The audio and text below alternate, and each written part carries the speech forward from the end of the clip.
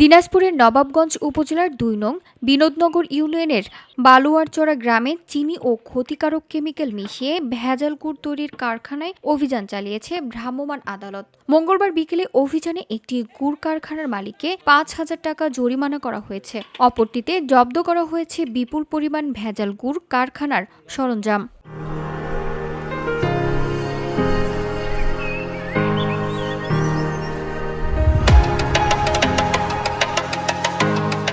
অভিযান পরিচালনা করেন সহকারী কমিশনার ও নির্বাহী ম্যাজিস্ট্রেট মুনতাসির মাহফুজ ও জয়পুরহাট সুগার মিলের কর্মচারী সহ নবাবগঞ্জ থানা পুলিশের একটি চৌকস টিম।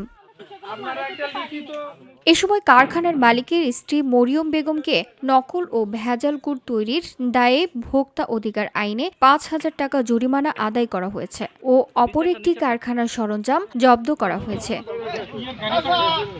তবে অভিযানের খবর ছড়িয়ে পড়লে এলাকায় অন্যান্য কারখানার মালিকরা কারখানা বন্ধ করে পালিয়ে যান। VOD Bangla news desk.